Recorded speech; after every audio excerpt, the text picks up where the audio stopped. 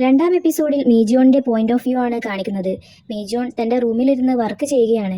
English novel കൊറിയനിലേക്ക് translate ചെയ്തുകൊണ്ടിരിക്കുമ്പോൾ which എന്ന വാക്ക് കാണുമ്പോൾ അവൾ ടൈപ്പ് ചെയ്യുന്നത് നിർത്തി ബാൽക്കണിയിലേക്ക് പോകുന്നുണ്ട്. ഞാൻ വളരെ റെയറായിട്ടേ പുറത്തിറങ്ങാറുള്ളൂ. ഈ ലോകത്തിൽ നിന്ന് ഞാൻ എന്നെ തന്നെ അകറ്റി നിർത്തിയിരിക്കുകയാണ്. ആരെയും കാണാൻ പോവാറില്ല. ആരും എന്നെയും കാണാൻ വരാറില്ല. ഞാൻ എന്നെ തന്നെ ഈ ഒരു ചെറിയ സ്പേസിൽ തടച്ചിട്ടിരിക്കുകയാണ്. പക്ഷേ ചില സമയത്ത് ആരുടെയോ തടവിൽ ഞാൻ പെട്ടുപോയതുപോലെ എനിക്ക് ഫീൽ ചെയ്യാറുണ്ട്. അങ്ങനെയൊരു തോന്നലുകൾ വരുമ്പോൾ ഞാൻ എന്നെക്കുറിച്ച് തന്നെ ഒന്ന് ആലോചിക്കും. എന്നിട്ട് ഞാൻ ഓക്കെയാണ് എന്ന് സ്വയം അങ്ങ് പറയും എന്നൊക്കെ അവൾ പറയുന്നത് നമുക്ക് കേൾക്കാം. ഫ്ലാഷ് ബാക്കിലൂടെ ചെറുപ്പത്തിൽ വളരെയധികം സന്തോഷത്തോടെ മറ്റുള്ള കുട്ടികൾക്കൊപ്പം കളിച്ചുകൊണ്ടിരിക്കുന്ന മീജോനെ നമുക്കിവിടെ കാണാം. അതിനിടയ്ക്ക് ഒരു പയ്യൻ വന്ന് അവളെ കളിക്കുന്നത് ശല്യപ്പെടുത്തി കളിയാക്കി ഓടുമ്പോൾ മാൻഹോളിൽ വീണു പോകുന്നുണ്ട് ആ പയ്യൻ. അതുപോലെ വേറൊരു കുട്ടി അവൾക്ക് മിഠായിയൊക്കെ കൊടുത്ത് തിരിച്ചു പോകുമ്പോൾ സൈക്കിൾ മറിഞ്ഞ് കാലൊടിയുന്നുണ്ട്. ആദ്യമൊക്കെ ഞാൻ വിചാരിച്ചിരുന്നത് ഇങ്ങനെയൊക്കെ സംഭവിക്കുന്നത് വെറും ഒരു കോയിൻസിഡൻസ് മാത്രമാണെന്നാണ്.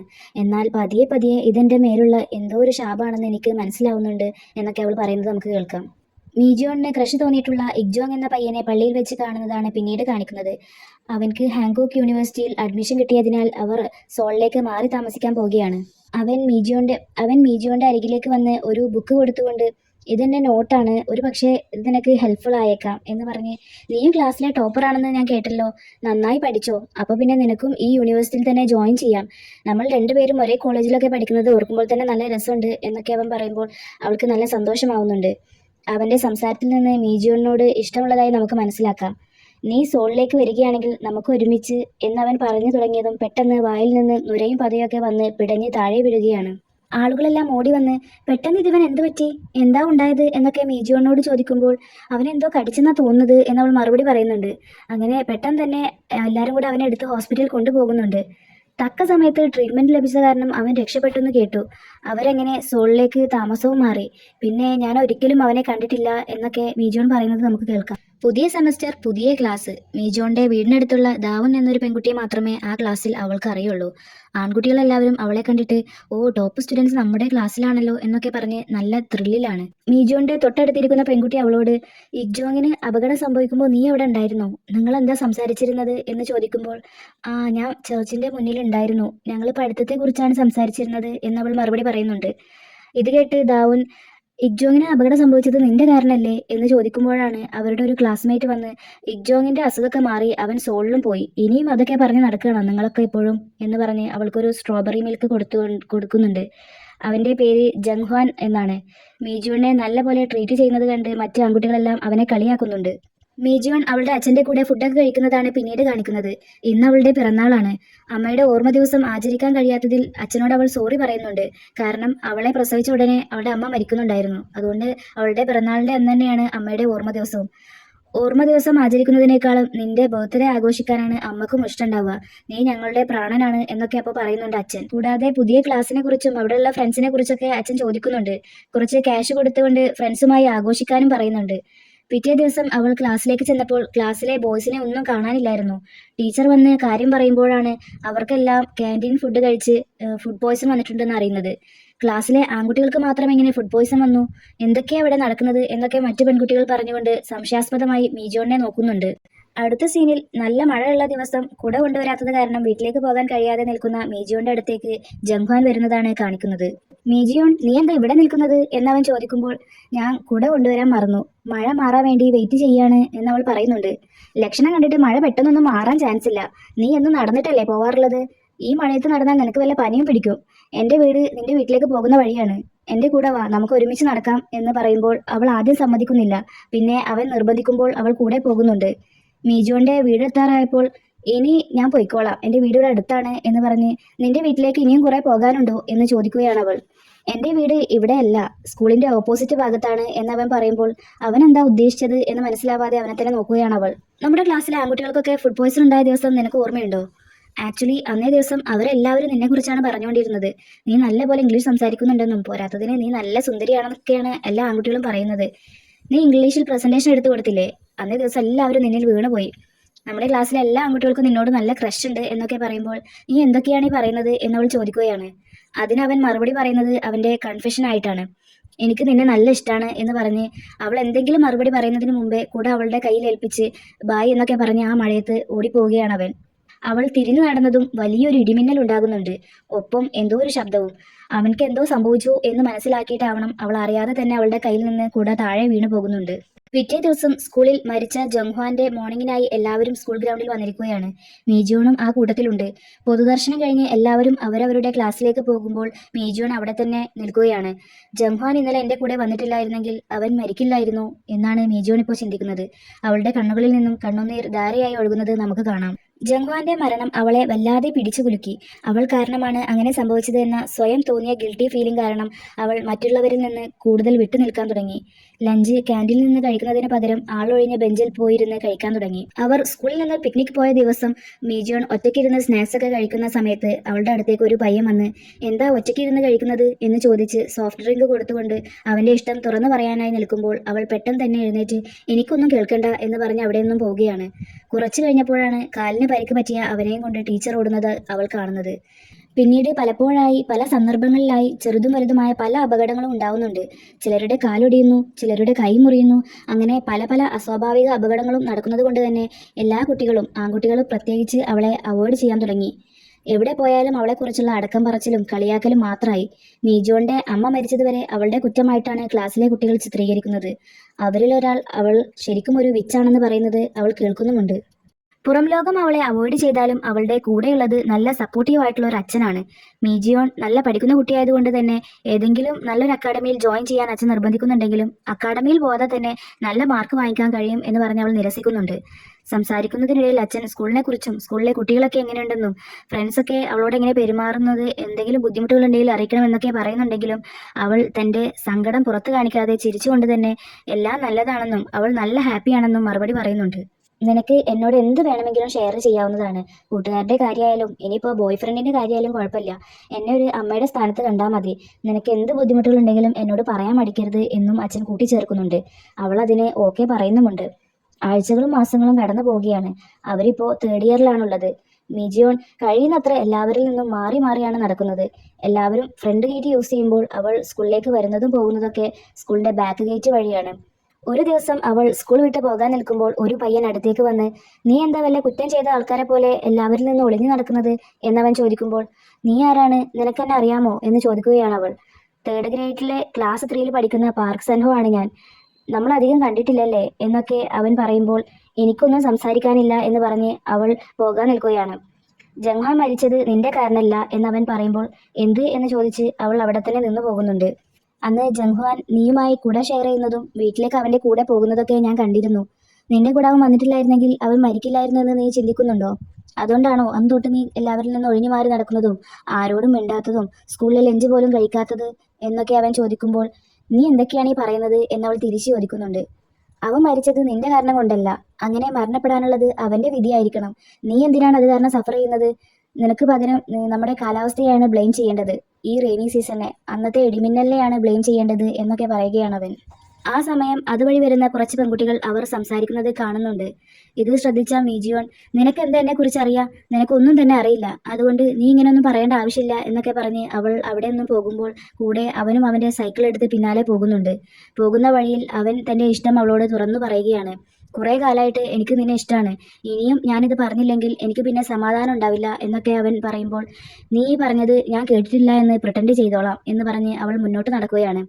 അവൻ സൈക്കിളിൽ കയറി എനിക്ക് നിന്നോടുള്ള ഇഷ്ടം ശരിക്കുമുള്ളതാണ്, നീ അതെപ്പോഴും ഓർത്താൽ മതി എന്ന് പറഞ്ഞ് മുന്നോട്ട് പോയതും പെട്ടെന്ന് ഇലക്ട്രിക് കമ്പി പൊട്ടി താഴെ വീഴുകയാണ്. അത് അവൻ്റെ ശരീരത്തിൽ തട്ടി ആ നിമിഷം തന്നെ മീജോന്റെ മുന്നിൽ വെച്ച് പിടഞ്ഞു പിടഞ്ഞു മരിക്കുകയാണ് സംഹോ. ഇത് കണ്ട് ആകെ ഷോക്കായി അനങ്ങാൻ പോലും കഴിയാതെ നിൽക്കുകയാണ് മീജിയോൺ. പിറ്റേ ദിവസം മരിച്ച സംഹോയുടെ മോർണിംഗിന് വന്ന എല്ലാ കുട്ടികൾക്കിടയിലും മീജിയോൺ കാരണമാണ് അവൻ മരിച്ചിട്ടുള്ളത് എന്ന വാർത്ത പരന്നിട്ടുണ്ട്. അവൾ ശരിക്കും വിച്ചാണെന്നും അവളുമായി ആരും തന്നെ സംസാരിക്കാൻ നിൽക്കണ്ട എന്നൊക്കെ അവർ പറയുന്നത് അവൾ കേൾക്കുന്നുമുണ്ട്. കരയാൻ പോലും കഴിയാതെ വളരെയധികം വിഷമത്തോടെ ഹൃദയം നുറങ്ങിയ അവസ്ഥയിലാണ് മീജിയോൺ അവിടെ നിൽക്കുന്നത്. എല്ലാ കുട്ടികളും ക്ലാസ്സിലേക്ക് പോയിട്ടും അവൾ ഗ്രൗണ്ടിൽ തന്നെ അങ്ങനെ നിൽക്കുകയാണ്. അവൾ സ്ഥിരം ഇരിക്കാറുള്ള ബെഞ്ചിൽ പാർക്ക് മീജിയോൺ ഒരു വിച്ചാണ് എന്ന് എഴുതി വെച്ചത് വായിച്ച അവൾ ഈ സ്കൂളിൽ എവിടെയും എനിക്കൊരു സ്ഥാനവുമില്ല എന്ന് പറഞ്ഞ് മുന്നോട്ട് നടക്കാൻ തുടങ്ങുകയാണ്. പിന്നെ ഒന്ന് തിരിഞ്ഞ് സ്കൂളിനെ അവസാനമായി ഒന്നുകൂടെ നോക്കി അവൾ നടന്നു നീങ്ങുകയാണ്. അങ്ങനെ ഞാൻ സ്കൂൾ എന്നേക്കുമായി വിട്ടു. അല്ല, ഹ്യൂമൻ സൊസൈറ്റി തന്നെ വിട്ടു. ആളുകൾ എന്നെ ഇപ്പോൾ എൻ്റെ പേര് പറഞ്ഞ് വിളിക്കാറില്ല. അങ്ങനെ ഞാനൊരു വിച്ചായി മാറി എന്നൊക്കെ അവൾ പറയുന്നത് നമുക്ക് കേൾക്കാം. മീജോൺ സ്കൂൾ ക്വിറ്റ് ചെയ്ത വിവരം അറിഞ്ഞ് വന്ന അച്ഛൻ എന്തിനാ ഇങ്ങനെ കാട്ടുന്നത്, പെട്ടെന്ന് എന്താ ഉണ്ടായത് എന്നൊക്കെ ചോദിച്ച് ചൂടാവുമ്പോൾ അവൾ ഒന്നും തന്നെ പ്രതികരിക്കാതെ കിടക്കുകയാണ്. നിനക്ക് ഞാൻ പറയുന്നതൊന്നും കേൾക്കുന്നില്ലേ? നിന്റെ ബാഗ് എവിടെ? അതെവിടെ വെച്ചിട്ടാണ് നീ വന്നത് എന്നൊക്കെ ചോദിച്ചിട്ടും അവൾ മറുപടി പറയാത്തത് കണ്ട് ദേഷ്യത്തോടെ വാതിലൊക്കെ കൊട്ടിയടച്ച് അച്ഛൻ സ്കൂൾ ലക്ഷ്യമാക്കി പോവുകയാണ്. സ്കൂളിൽ വെച്ച് ദാവിനെ കണ്ട അച്ഛൻ അല്പനേരം സംസാരിക്കാൻ കഴിയോ എന്നവളോട് ചോദിക്കുന്നുണ്ട്. അച്ഛൻ ദാവിനോട് ദയനീയമായി എന്താ ഉണ്ടായതെന്ന് പറഞ്ഞു തരുമോ? ആരാണ് അവളെ ബുള്ളി ചെയ്തത്? ആരാണ് ഇതിനൊക്കെ പിന്നിൽ? ആരെങ്കിലും ഇല്ലാതിരിക്കില്ലല്ലോ. ദയവ് ചെയ്ത് എല്ലാം പറഞ്ഞു തരുമോ എന്നൊക്കെ ചോദിക്കുമ്പോൾ ആദ്യം അവൾ പറയാൻ മടിച്ചെങ്കിലും ഞങ്ങൾ എല്ലാവരും കൂടെയാണ് എന്ന് മറുപടി പറയുന്നുണ്ട്. വളരെയധികം വിഷമത്തോടെ ക്ലാസ് റൂമിൽ ചെന്ന് മീജോന്റെ സ്കൂൾ ബാഗും ലോക്കറിൽ നിന്ന് ലഞ്ച് ബോക്സും ബുക്കുകളൊക്കെ എടുക്കുന്ന അച്ഛനെയാണ് അടുത്ത സീനിൽ കാണിക്കുന്നത്. ബുക്കുകളൊക്കെ ബാഗിലാക്കി സ്കൂളിൽ നിന്നിറങ്ങി വരുന്ന അച്ഛൻ മീജിയോൺ ഇരിക്കാറുള്ള ബെഞ്ചിലെ കുത്തി വരഞ്ഞതൊക്കെ നീക്കം ചെയ്യുന്ന ദോങ്ജിനെ കാണുകയാണ്. ദോങ്ജിന്റെ അടുത്തേക്ക് ചെന്ന് നീ എന്താ ചെയ്യുന്നത് എന്ന് ചോദിക്കുമ്പോൾ അത് കുട്ടികൾ എന്തൊക്കെയോ ബെഞ്ചിൽ എഴുതി വെച്ചിട്ടുണ്ടായിരുന്നു, ഞാനത് കളയാൻ ശ്രമിക്കുകയാണ് എന്ന് മറുപടി പറയുകയാണ് ദോങ്ജിൻ. എന്തോ റൂമറൊക്കെ ഇവിടെ നടക്കുന്നുണ്ടെന്ന് കേട്ടല്ലോ, എന്തോ വിച്ചാണെന്നോ അങ്ങനെ എന്തൊക്കെ കേൾക്കുന്നുണ്ടല്ലോ എന്ന് അച്ഛൻ പറയുമ്പോൾ അതൊക്കെ വെറും കെട്ടുകഥകളാണ് എന്ന് പറഞ്ഞ് എഴുതി വെച്ചതെല്ലാം കളയാൻ ശ്രമിക്കുന്ന തിരക്കിലാണ് ദോങ്ജിൻ. അവൻ എല്ലാം മായ്ച്ച് സന്തോഷത്തോടെ എഴുന്നേൽക്കുമ്പോൾ പക്ഷേ എല്ലാവരും അങ്ങനെയല്ലല്ലോ ചിന്തിക്കുന്നത് എന്ന് പറയുമ്പോൾ അല്ല, ഒരിക്കലല്ല, അവൾ വിച്ചൊന്നല്ല എന്ന് പറയുന്നുണ്ട് ദോങ്ജിൻ. അപ്പോൾ അവൾ വിച്ചല്ല എന്ന കാര്യം നമ്മൾ എങ്ങനെ തെളിയിക്കും എന്ന് അച്ഛൻ ആകാംക്ഷയോടെ ചോദിക്കുമ്പോൾ അതെങ്ങനെ പ്രൂവ് ചെയ്യണമെന്ന് എനിക്കും അറിയില്ല, പക്ഷേ നിങ്ങൾ കുറച്ചു കാലം വെയിറ്റ് ചെയ്യുകയാണെങ്കിൽ എനിക്ക് എന്തെങ്കിലും വഴി കണ്ടെത്താനാവും എന്ന് പറയുന്നുണ്ട് അവൻ. എല്ലാവരും അവൾ വിച്ചാണെന്ന് പറയുമ്പോൾ നിനക്കെങ്ങനെയാണ് അവൾ വിച്ചല്ല എന്ന് വിശ്വസിക്കാൻ കഴിയുന്നത് എന്ന് അച്ഛൻ ചോദിക്കുമ്പോൾ എനിക്കറിയാം, എൻ്റെ മനസ്സ് പറയുന്നുണ്ട് അവൾ വിച്ചല്ല എന്ന് പറയുകയാണ് ദോങ്ജിൻ. നീ പറഞ്ഞതൊക്കെ ഒരു തെളിവോ സൊല്യൂഷനോ ഒന്നുമില്ലാതെ പറഞ്ഞതാണെങ്കിലും എനിക്ക് നിന്റെ മറുപടി ഇഷ്ടപ്പെട്ടു എന്ന് അച്ഛൻ പറയുമ്പോൾ പക്ഷെ നിങ്ങൾ ആരാണ് എന്ന് ചോദിക്കുന്നുണ്ട് ദോങ്ജിൻ. അതിന് മറുപടി പറയാതെ നീ എന്നെങ്കിലും ഇത് തെളിയിക്കാനുള്ള ഒരു വഴി കണ്ടെത്തും എന്ന് ഞാൻ വിശ്വസിക്കുകയാണ്, താങ്ക് യു എന്നൊക്കെ പറഞ്ഞ് അവൻ്റെ തോളിൽ തട്ടി അവിടെ നിന്നും മെല്ലെ നടന്നു നീങ്ങുകയാണ് അച്ഛൻ. ഈ ഒരു സംഭവത്തിന് ശേഷം അവൾ ആ വീടിന് പുറത്തിറങ്ങിയിട്ടില്ല. അച്ഛൻ അവളെ നിർബന്ധിച്ചിട്ടുമില്ല. എല്ലാവരിൽ നിന്നും അകന്നു നിന്നാൽ കാലം കഴിയുന്തോറും എല്ലാവരും അവളെ മറക്കുമെന്നാണ് കരുതിയിരുന്നത്. എന്നാൽ റൂമേഴ്സൊക്കെ കാട്ടുതീ പോലെയാണ് പരക്കുന്നത്. അതിപ്പോ നാട്ടിലെ എല്ലാവരും പറഞ്ഞു നടക്കുന്നുണ്ട്. ഇതിന്റെ പേരിൽ അച്ഛൻ ഒരാളുമായി വഴക്കുണ്ടാക്കുന്നുമുണ്ട്. നിന്റെ മകൻ താഴെ വീണെന്ന് കരുതി എൻ്റെ മകൾ എന്ത് പിഴച്ചു? നിനക്ക് നിന്റെ മകൻ പ്രഷ്യസ് ആണെങ്കിൽ എനിക്ക് എൻ്റെ കുട്ടി എൻ്റെ ജീവനാണ്. നിങ്ങളൊക്കെ അവളെക്കുറിച്ച് ഓരോന്ന് പറയുമ്പോൾ എൻ്റെ മനസ്സ് എത്ര വേദനിക്കുന്നുണ്ടെന്ന് അറിയോ എന്നൊക്കെ പറഞ്ഞ് ഇനി നിങ്ങളിൽ ആരെങ്കിലും നിങ്ങളുടെ വായ കൊണ്ട് അവളെക്കുറിച്ച് എന്തെങ്കിലും പറഞ്ഞാൽ ഞാൻ ഇവിടൊക്കെ ഇല്ലാതാക്കും എന്ന് പറഞ്ഞ് അവിടെ നിന്നും പോവുകയാണ് അച്ഛൻ. ഇതെല്ലാം ദോങ്ജിന്റെ അമ്മ കാണുന്നുണ്ടായിരുന്നു. അവിടെയുള്ള ആളുകളോട് എന്താണ് പ്രശ്നം, എന്താ ഉണ്ടായത് എന്നൊക്കെ ചോദിക്കുമ്പോൾ ഈ നാട്ടിലെ ആൺകുട്ടികളൊക്കെ ആ പാർക്കിന്റെ മോൾ ഇല്ലാതാക്കുന്നുണ്ട്, അവളൊരു വിച്ചാണ്. നിന്റെ മോനും മീതോങ് ഹൈസ്കൂളിലല്ലേ പഠിക്കുന്നത്? അവള് കാരണം ആ സ്കൂളിലെ കുറേ കുട്ടികൾക്ക് അപകടം സംഭവിച്ചിട്ടുണ്ട്. നിന്റെ മോൻക്കും ഒന്നും പറ്റാതെ സൂക്ഷിച്ചോ എന്നൊക്കെ പറഞ്ഞ് അവർ പോകുമ്പോൾ ദോങ്ജിന്റെ അമ്മക്ക് ആദ്യം അതൊന്നും വിശ്വസിച്ചില്ലെങ്കിലും പിന്നെ തെല്ലൊരു പേടി തോന്നുന്നുണ്ട്. മീജിയോൺ പൂച്ചകൾക്ക് ഭക്ഷണം കൊടുത്തിരിക്കുമ്പോഴാണ് അച്ഛൻ അങ്ങോട്ട് വരുന്നത്. നീ എന്തിനാ മോളെ ഈ പൂച്ചകൾക്കൊക്കെ ഭക്ഷണം കൊടുത്ത് ശീലിപ്പിക്കുന്നത്? അതുകൊണ്ടല്ലേ അവരെപ്പോഴും ഇങ്ങോട്ട് തന്നെ തിരിച്ചു വരുന്നത് എന്ന് പറയുമ്പോൾ അച്ഛാ എനിക്ക് കുറച്ച് കാറ്റ് ഫുഡ് വാങ്ങിത്തരുമോ എന്ന് ചോദിക്കുകയാണ് അവൾ. കാറ്റ് ഫുഡോ? നിനക്ക് വേറെ പണിയൊന്നുമില്ലേ? ഈ പൂച്ചകളൊക്കെ വീടിന് നാശാണ്, ബാഡ് ലക്കാണ് എന്ന് പറയുമ്പോൾ അവരല്ല ബാഡ് ലക്ക്, ഞാനാണ് എന്ന് പറഞ്ഞ് എഴുന്നേറ്റ് പോവുകയാണ് അവൾ. അച്ഛൻ ദോങ്ജിന്റെ അമ്മയുടെ ഷോപ്പിലേക്ക് ചെന്ന് ഇവിടെ കാറ്റ് ഫുഡ് ഉണ്ടോ എന്ന് ചോദിക്കുമ്പോൾ ഇത് പെസ്റ്റിസൈഡിന്റെ ഷോപ്പല്ലേ, ഇവിടെ കാറ്റ് ഫുഡ് ഒന്നും വിൽക്കാറില്ല എന്ന് പറയുന്നുണ്ട് അമ്മ. പക്ഷേ എൻ്റെ മകൻ ഇവിടെ കാറ്റ് ഫുഡ് കുറച്ച് കൊണ്ടു വെച്ചിട്ടുണ്ട്, അത് വിൽക്കാനുള്ളതൊന്നുമല്ല, അതിൽ നിന്ന് വേണമെങ്കിൽ ഞാൻ എടുത്തു തരാം എന്ന് പറഞ്ഞ് എടുത്തു കൊടുക്കുന്നുണ്ട്. അച്ഛൻ ക്യാഷ് കൊടുക്കുമ്പോൾ അയ്യോ ഇത് ക്യാഷിനല്ല, ക്യാഷ് ഒന്നും വേണ്ട എന്ന് പറയുമ്പോൾ നിങ്ങൾക്ക് എന്നോട് സഹതാപം തോന്നുന്നുണ്ടോ എന്ന് ചോദിച്ച് ക്യാഷ് അവിടെ വെച്ച് കൊടുത്ത് പോവുകയാണ് അച്ഛൻ. വീട്ടിലേക്കെത്തിയ അച്ഛൻ കാലങ്ങൾക്ക് ശേഷം എൻ്റെ മകൾ ആദ്യമായി കാറ്റ് ഫുഡാണ് ചോദിച്ചത്, അതെങ്ങനെ വാങ്ങിക്കാതിരിക്കും എന്ന് പറഞ്ഞ് അവൾക്ക് നേരെ നീട്ടുകയാണത്. അവൾ വളരെയധികം സന്തോഷത്തോടെ ചിരിച്ചുകൊണ്ട് അത് വാങ്ങിച്ച് താങ്ക്സ് പറയുന്നുണ്ട്. അച്ഛൻ അവളെ തലോടിക്കൊണ്ട് നാളുകൾക്ക് ശേഷം നീ ചിരിക്കുന്നത് ഞാൻ കണ്ടു മോളെ, നീ ഈ ചിരി മായ്ക്കരുത് എന്ന് പറയുമ്പോൾ അവൾ തലയാട്ടുന്നുണ്ട്. മാസങ്ങളൊന്നും കടന്നു പോകുന്നത് അറിയുന്നതേയില്ല. അങ്ങനെ ഹൈസ്കൂൾ ഗ്രാജുവേഷൻ ഡേ വന്നെത്തിയിരിക്കുകയാണ്. കുട്ടികളും പാരൻസൊക്കെ ആഘോഷിക്കുന്ന തിരക്കിലാണ്. ദോങ്ജിനും അവൻ്റെ അമ്മയുമൊക്കെ ആ കൂട്ടത്തിലുണ്ട്. തനിക്ക് കിട്ടിയ ബൊക്കയുമായി ദോങ്ജിൻ മീജോന്റെ വീട്ടിലേക്ക് പോകുമ്പോഴാണ് അവിടെ ദാവുൻ വാതിലിൽ മുട്ടണോ വേണ്ടയോ എന്ന് മടിച്ചു നിൽക്കുന്നത് അവൻ കാണുന്നത്. അവൾ അവിടെ ഒരു ബൊക്കയും പിന്നെ അവരുടെ ഇയർബുക്കും വെച്ചിട്ടുണ്ടായിരുന്നു. ഒടുവിൽ വാതിൽ മുട്ടാതെ തിരിച്ചു പോകുന്നുമുണ്ട്. ദോങ്ജിൻ അവിടേക്ക് ചെന്ന് തൻ്റെ കയ്യിലുള്ള ബൊക്കെ അവിടെ വെക്കാൻ നിൽക്കുമ്പോഴേക്കും ആരാണ് അവിടെ എന്ന് ചോദിച്ച് മീജോൺ വാതിൽ തുറക്കുകയാണ്. ഇത് കണ്ട ദോങ്ജിൻ അവൾ തന്നെ കാണുമെന്ന് കരുതി അവിടെ നിന്നും ഓടിപ്പോകുന്നുണ്ട്. ഡോങ്ജിനാണ് ആ ബൊക്കയും ഇയർ ബുക്കും അവിടെ വെച്ചിട്ടുള്ളതെന്നാണ് മേജോൺ വിചാരിച്ചിട്ടുള്ളത്. അവൾ അത് കൊണ്ടുപോയി ഇയർ ബുക്ക് മറിച്ചു നോക്കുമ്പോൾ അവളുടെ ഫോട്ടോയും അതിൽ കാണുന്നുണ്ട്. ഒരു ദിവസം ഫുഡൊക്കെ കഴിച്ചുകൊണ്ടിരിക്കുമ്പോൾ അച്ഛൻ അവളോട് വീണ്ടും പഠിക്കാൻ പറയുകയാണ്. ഹൈസ്കൂൾ ഡിപ്ലോമ കിട്ടുന്ന ക്വാളിഫിക്കേഷൻ്റെ എക്സാം എഴുതിയാൽ നിനക്കും കോളേജിൽ പോകാം. നീ ഒരു ടോപ്പ് സ്റ്റുഡൻ്റ് ആയിരുന്നില്ലേ, അപ്പോൾ നിന്നെ കൊണ്ട് അതിന് കഴിയും. എന്നിട്ട് നമുക്ക് സോളിലേക്ക് മാറി താമസിക്കാം എന്നൊക്കെ പറയുകയാണ് അച്ഛൻ. അപ്പോൾ ഇത് നമ്മുടെ നാടല്ലേ, ഇവിടുന്ന് പോകണോ എന്നവൾ ചോദിക്കുമ്പോൾ, ഇവിടുത്തെ ഈ ട്രക്കുകളിലൊക്കെ കയറി ഞാൻ മടുത്തു. എനിക്കിനി ട്രെയിനിലൊക്കെ യാത്ര പോകണം. അതുപോലെ ഈ ഉരുളക്കിഴങ്ങ് പാടങ്ങൾ കാണുന്നതിന് പകരം നാംസൺ ടവറൊക്കെ എനിക്ക് കാണണം. കേബിൾ കാറിൽ ഫസ്റ്റ് ക്ലാസ്സിൽ തന്നെ എനിക്ക് സീറ്റൊക്കെ ബുക്ക് ചെയ്തിട്ട് പോകണം എന്നൊക്കെ പറയുകയാണ് അച്ഛൻ. നമ്മുടെ ഇത്തവണത്തെ വിളവെടുപ്പ് കഴിഞ്ഞാൽ നമുക്ക് ആ പാടം വിൽക്കാം. എന്നിട്ട് സോളിലേക്ക് മാറി താമസിക്കാം. സോളിൽ അപ്പാർട്ട്മെൻറ്റുകളൊക്കെ നല്ല എക്സ്പെൻസീവ് ആണെങ്കിലും നമുക്ക് രണ്ടുപേർക്കും താമസിക്കാനായി ഒരു ചെറിയ സ്ഥലമെങ്കിലും കിട്ടാതിരിക്കില്ല എന്നൊക്കെ പറയുന്നുണ്ട് അച്ഛൻ. അങ്ങനെ അവൾ അച്ഛൻ്റെ ആഗ്രഹപ്രകാരം വീണ്ടും പഠിക്കാൻ ഒരുങ്ങുകയാണ്. ഒരു രാത്രി അച്ഛൻ പൊട്ടാറ്റോ നടാനായി പോകാനൊരുങ്ങുമ്പോൾ, നിങ്ങൾ ഒറ്റയ്ക്ക് പോകണ്ട, ഞാനും കൂടെ വരാം. നിങ്ങളെല്ലാവരോടും വഴക്ക് ഉണ്ടാക്കി നിൽക്കുന്ന സമയമല്ലേ, അപ്പോൾ ആരും സഹായത്തിനൊന്നും വരുന്നുണ്ടാവില്ല. ഞാനേതായാലും വെറുതെ ഇരിക്കല്ലേ, അപ്പോൾ ഞാൻ വരാമെന്നൊക്കെ പറഞ്ഞ് അവൾ കൂടെ പോകുന്നുണ്ട്. അവർ രണ്ടുപേരും ഒരു ഡേറ്റായി എടുത്ത് ആസ്വദിച്ച് പണിയെടുക്കുകയാണ്. അച്ഛൻ ഇവിടെ പൊട്ടാറ്റോ നടുന്ന തിരക്കിലാണ്. തൊട്ടപ്പുറത്ത് നടാനുള്ള പൊട്ടാറ്റോ തയ്യാറാക്കുകയാണ് മേജിയോൺ. ആ സമയത്താണ് പൊത്തിൽ നിന്നിറങ്ങി വന്ന ഒരു പാമ്പ് അവളെ കൊത്തുന്നത്. അവൾ അച്ഛാ എന്ന് വിളിച്ച് താഴെ വീഴുകയാണ്. അച്ഛൻ ഓടി വന്ന് അവളെ കോരിയെടുക്കുമ്പോൾ കാലിൽ പാമ്പ് കൊത്തിയതായി കാണുന്നുണ്ട്. ബോധം പോയിക്കൊണ്ടിരിക്കുന്ന അവളെ വിളിച്ചു നിർത്താൻ ശ്രമിക്കുകയാണ് അച്ഛൻ. മീജിയോണിന് ബോധം തിരിച്ചു വന്ന് അവൾ കണ്ണു തുറന്നു നോക്കുമ്പോൾ കാലിൽ പാമ്പ് കുത്തിയ ഭാഗത്ത് തുണി കൊണ്ട് കെട്ടിയത് കാണുന്നുണ്ട്. തൊട്ടപ്പുറത്ത് വീണ് കിടക്കുന്ന അച്ഛനെയും. അച്ഛാ എന്ന് വിളിച്ച് അവൾ അച്ഛനെ കോരിയെടുത്ത് എന്ത് പറ്റിയതാണെന്ന് നോക്കുമ്പോഴാണ് അവൾക്കേറ്റ വിഷത്തെ അച്ഛൻ വായ കൊണ്ടെടുത്തത് മനസ്സിലാക്കുന്നത്. മോളെ, നീ വേഗം ഹോസ്പിറ്റലിലേക്ക് പോകൂ എന്ന് അച്ഛൻ പറയുമ്പോൾ അവൾ അച്ഛനെ ഹോസ്പിറ്റലിലേക്ക് എത്തിക്കാനുള്ള സഹായത്തിനായി ആളുകളെ ഉറക്കെ ഉറക്കെ വിളിക്കുകയാണ്. ഇത് കണ്ട അച്ഛൻ, ആരെയും നീ സഹായത്തിന് വിളിക്കല്ലേ മോളെ, അവരെന്നെ ഈ അവസ്ഥയിൽ കണ്ടാൽ മറ്റു പലതും പറയും. എന്നെ ഇവിടെ ഇട്ടിട്ട് നീ വേഗം വീട്ടിലേക്ക് പോകും മോളെ. അച്ഛൻ്റെ നല്ല മോളല്ലേ, ഞാൻ പറയുന്നത് കേൾക്ക്. ആരെങ്കിലും വരുന്നതിന് മുമ്പ് പോ എന്നൊക്കെ അച്ഛൻ പറയുന്നുണ്ടെങ്കിലും അവൾ അച്ഛനെ വിട്ടു പോകില്ല എന്ന് പറഞ്ഞ് അവിടെ തന്നെ ഇരുന്ന് കരയുകയാണ്. അച്ഛനെ ആ അവസ്ഥയിലിട്ടിട്ട് അവൾ എങ്ങനെ പോകാനാണ്? സങ്കടം സഹിക്കാനാവാതെ കരയുന്ന അവളോട് അച്ഛൻ അവളുടെ വിഷമങ്ങളൊന്നും കണ്ടറിഞ്ഞ് മനസ്സിലാക്കാത്തതിൽ സോറി പറയുന്നുണ്ട്.